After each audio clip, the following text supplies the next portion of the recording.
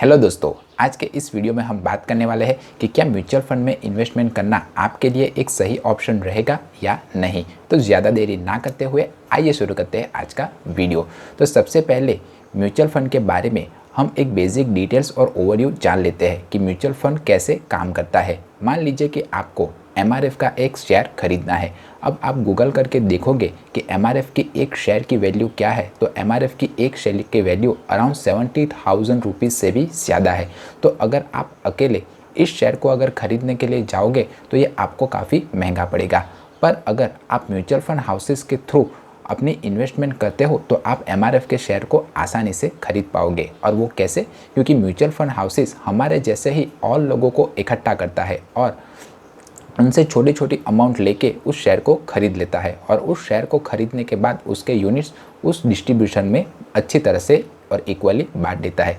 तो मान लीजिए कि आपने MRF के शेयर खरीदने के लिए किसी म्यूचुअल फंड हाउसेस में इन्वेस्ट किया 1000 रुपये। तो म्यूचुअल फंड हाउसेस क्या करेगा, वो और दूसरे 17 यानी 70 लोगों को ढूंढेगा जो हज़ार रुपये इन्वेस्ट करेंगे, और ऐसे करके वो 70,000 रुपीज़ कलेक्ट करेगा और उस 70,000 रुपीज़ का शेयर खरीद लेगा और उसका इक्वली यूनिट बना के सभी 70 डिस्ट्रीब्यूटर में अच्छी तरह से बांट देगा। तो जब जब शेयर में चढ़ाव आएगा तब आपको प्रॉफिट होगा, और जब जब शेयर में डाउनफॉल आएगा तब तब आपको नुकसान होगा। और ये करने के लिए म्यूचुअल फंड हाउसेस आपसे कुछ फीस चार्ज करता है और उसे एक्सपेंस रेशियो कहता है। तो एक्सपेंस रेशियो हमारे ही पैसे को मैनेज करने के लिए हम इससे म्यूचुअल फंड हाउसेस जो फीस लेता है उसे एक्सपेंस रेशियो कहा जाता है। तो अगर आप अकेले किसी कंपनी या किसी कंपनी का शेयर नहीं खरीद पाओगे तो आप म्यूचुअल फंड के थ्रू उस कंपनी या उस शेयर में आसानी से इन्वेस्ट कर पाओगे। यही म्यूचुअल फंड की बेसिक डेफिनेशन है। अब म्यूचुअल फंड उन लोगों के लिए सही है जो रिस्क टेकिंग कैपेबिलिटी तो रखते हैं पर स्टॉक मार्केट या शेयर मार्केट का ज्ञान नहीं रखते हैं।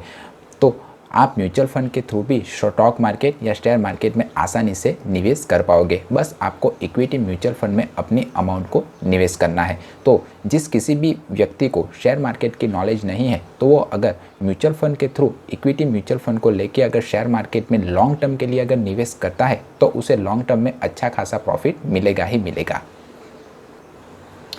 तो म्यूचुअल फंड के थ्रू अगर आप स्टॉक मार्केट में इन्वेस्ट करते हो तो म्यूचुअल फंड हाउसेस आपको एक प्रोफेशनल म्यूचुअल फंड एडवाइज़र देगा जो आपके म्यूचुअल फंड को बैलेंस करेगा। तो इसे करने के लिए कंपनी कुछ फ़ीस चार्ज करेगी और वो उसी फीस को एक्सपेंस रेशियो के तौर पर हमें चार्ज करेगी। तो अगर आप म्यूचुअल फंड के थ्रू अगर स्टॉक मार्केट में निवेश करते हो तो आपको एक्सपेंस रेशियो की फ़ीस देनी पड़ेगी जो कंपेयर टू स्टॉक मार्केट की तुलना में थोड़ी ज़्यादा है। पर स्टॉक मार्केट की तुलना में आपको फ़ायदा ये होगा कि आपको एक एक्सपर्ट मिल जाएगा और वो आपको मनी को मैनेज करेगा, तो रिस्क भी उसके सामने कम हो जाएगा। अगर आप डायरेक्टली ही स्टॉक मार्केट में अपने पैसे को अगर निवेश करोगे तो आपके पैसे डूबने के चांसेस ज़्यादा रहेंगे क्योंकि आप प्रोफेशनल नहीं हो और आप उस मार्केट के बारे में भी ज़्यादा नहीं जानते हो। पर अगर आप म्यूचुअल फंड के थ्रू और SIP के थ्रू लॉन्ग टर्म के लिए इन्वेस्ट करते हो तो नो डाउट आपको एक्सपेंस रेशियो की फ़ी तो देनी पड़ेगी, पर लॉन्ग टर्म में आपको म्यूचुअल फंड इतना परफॉर्मेंस लाकर दे सकेगा कि आपको अपनी एक्सपेंस रेशियो की फ़ी वर्थ इट लगेगी। तो अगर आप कोई झंझट पालना नहीं चाहते हो और एक्सपर्ट के थ्रू इक्विटी यानी कि शेयर मार्केट में निवेश करना चाहते हो तो बेझिझक आप म्यूचुअल फंड के थ्रू इन्वेस्ट कर सकते हो। पर अगर आप रिस्क टेकिंग कैपेबिलिटी रखते हो और आप उस सेक्टर के बारे में अच्छी नॉलेज रखते हो और तो मेरी तो यही सलाह है कि आप सीधा स्टॉक मार्केट में निवेश करें, क्योंकि स्टॉक मार्केट में अगर आप सीधा निवेश करेंगे तो कंपेयर टू म्यूचुअल फंड की तुलना में आपको ज़्यादा रिटर्न्स मिलने की संभावना रहेगी। अगर आप किसी भी म्यूचुअल फंड के थ्रू इन्वेस्टमेंट चालू करना चाहते हो तो इन बातों का ध्यान ज़रूर रखिएगा। नंबर 1, कभी भी किसी भी म्यूचुअल फंड के पास्ट रिटर्न्स को देखकर आप उस म्यूचुअल फंड में निवेश नहीं करेंगे, क्योंकि म्यूचुअल फंड के पास्ट रिटर्न्स उसके परफॉर्मेंस के आधार पर हर साल चेंज होते रहते हैं।